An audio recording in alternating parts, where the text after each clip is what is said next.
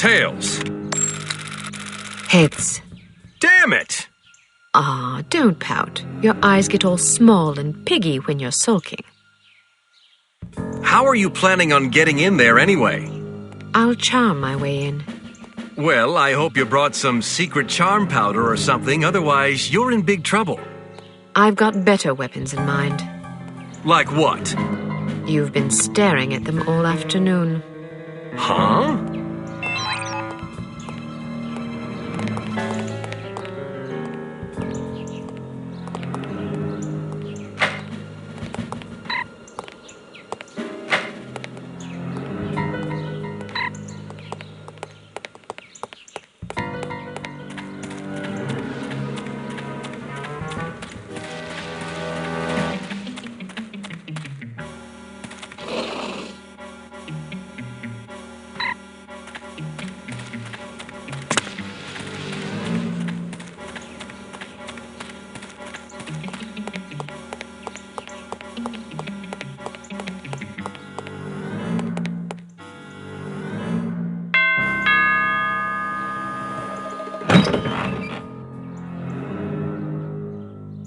Yes?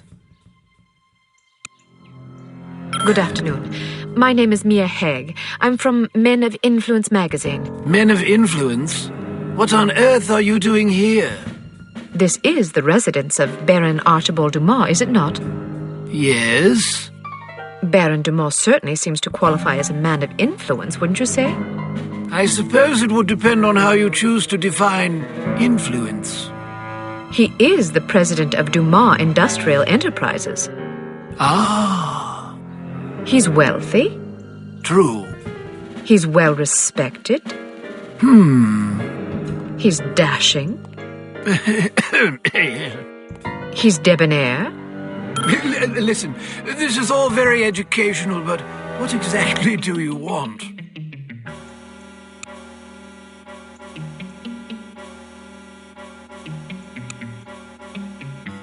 I was hoping to profile Baron Dumas for our Perfect Lives series. Each month we cover a different person whose lifestyle and disposition exemplify perfect living. And you wish to include his lordship in this series? Yes, the idea is to penetrate the myth and get to know the man, his pastimes, his ambitions, his accomplishments, the things that make him tick. I see. He's a model aristocrat. Ah. Someone our readers can look up to. Of course. Will you excuse me for a moment, Miss Haig? I don't think I could forgive myself if I were to let this sublime opportunity pass by. I will discuss your request with his lordship and return presently with his answer. Thank you. Please, wait here. I shan't be a moment.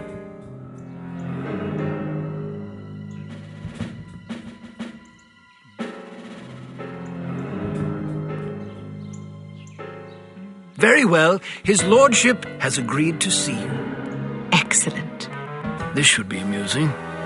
What do you mean? Nothing. Follow me, please. Miss Haig, sir. Splendid. Show her in. I'll leave you to your interview, darling. I'll be shopping for the rest of the afternoon. Yes, yes. Have a marvelous time, Chipmunk. Don't call me that. As you wish, my love. Pip-pip. He's rather larger than I expected. Ah, yes. He's a big bundle of charisma and intelligence. If you're lucky, perhaps he'll regale you with his rousing safari adventures. Good day, Baron Dumas. Goodness, had I known you would be so sumptuous, I might have preened. Care for a drink? No, thank you. It's a little early for me. Well, I'll indulge for us both in that case. I hope you'll pardon me for saying so, but you're a ravishing girl. Simply ravishing. That's very kind of you. I'm sure your wife feels absolutely spoiled by your abundant charm. Oh, she's a lucky old crow, I'll grant you that. Now then, Giles tells me you want to profile me for this magazine of yours. Men of Influence, was it? Yes, each issue we cover a different person in our Perfect Lives series, someone whose lifestyle and achievements serve as inspiration for our readers. Jolly good. You've come to the right place. That will be all, Giles. Actually, sir, I thought it might be worthwhile for me to stay, in case the young lady should desire anything at all. Splendid idea. Pip, pip. Yes, sir. I'll be right over here if you require anything, Miss Haig. Thank you. Baron Dumas, do you mind if I record our interview? I'd rather devote my attention to you than to my notepad. And who could blame you? Record away, my dear. So then, where shall we begin?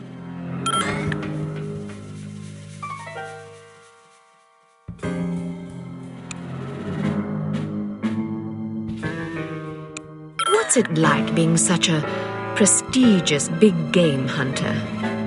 Well, it's difficult to explain to someone who's never experienced the thrill of the hunt, you see.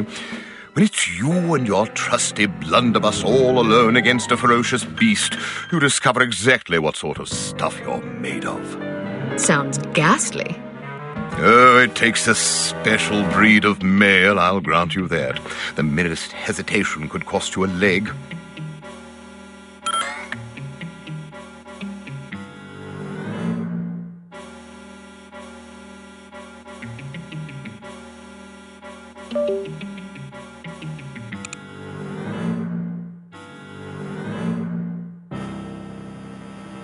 Many men with such immense wealth succumb to sloth or immoderation.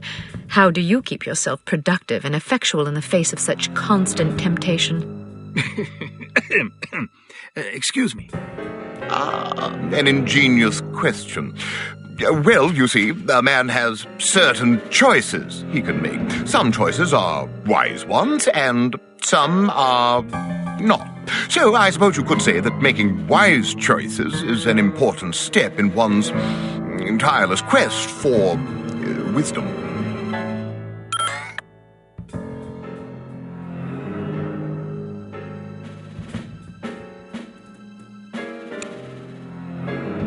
I'm sure our loyal readers would love to know what hunting rifle such a magnificent sportsman favors on safari. Ah, yes, indeed. Well, it depends to some degree on the beast I'm tracking. For a tiger, I tend to favor the legendary Matterhorn Model 4 special issue. Isn't that a .22 caliber target rifle? Seems a bit feeble for a tiger.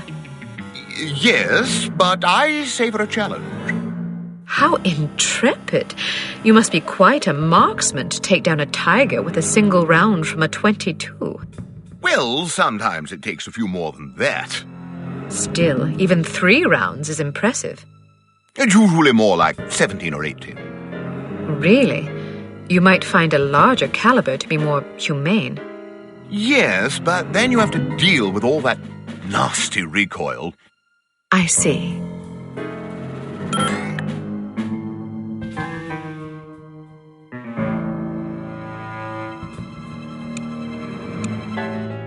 What's the most dangerous animal you ever faced? I once squared off against a silverback gorilla. A silverback gorilla? Yes, a huge, ferocious, man-eating beast. Man-eating? Quite so. But I was under the impression that gorillas were herbivores and very gentle unless threatened. Well, that's true of some gorillas, but this was one of the dreaded man-eating gorillas of Pakistan. I wasn't aware there were gorillas in Pakistan. Well, that's because few lived to tell of them, you see. Well, it's fortunate that you did. Agreed. Silverbacks are by far the most dangerous animals to hunt. I was under the impression that distinction went to Cape buffalo. Nonsense. Cape buffalo are just glorified cows.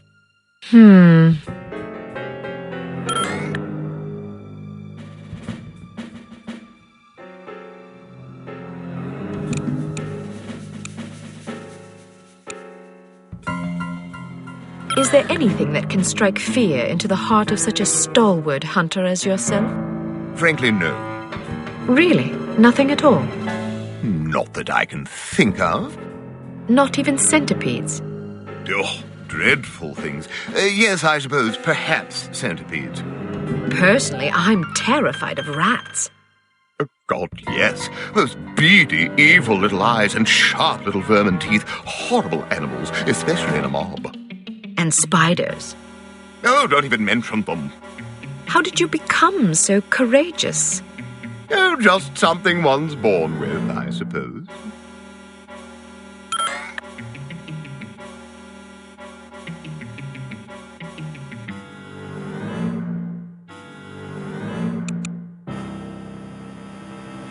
I understand that yours is a steadfastly Episcopal lineage. How does your unswerving faith influence your day-to-day life? This should be good. Well, you see, faith is... how shall I put it? Faith is... Oh, simply put, faith... I'm sure plenty of other great men have had keen things to say about faith. Why don't you be a dear and just quote one of them? Smashing idea.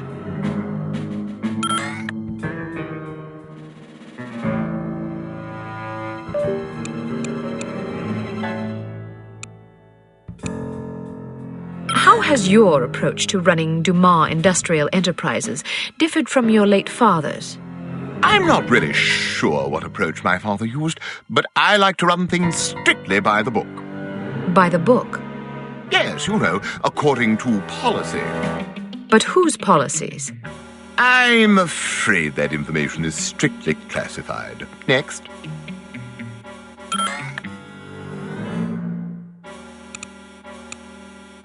Is there a message you'd like to share with your many admirers? Good hunting, my humble devotees. Well, that's all the questions I prepared. I must confess, I'm positive this will be our most popular Perfect Lives installment yet. Oh, you think so? Absolutely. Rarely does nature combine so many excellent qualities in one man. Our readers will be fascinated, and maybe even a bit envious. One can hardly blame them. What I don't understand is where such a busy man finds the time to be a successful business tycoon, loving husband, daring hunter, astute philosopher, cultivated humorist, etc. Aren't you overwhelmed? Well, one learns to delegate. For example, although you wouldn't guess it, I'm only peripherally involved with Dumas Enterprises these days.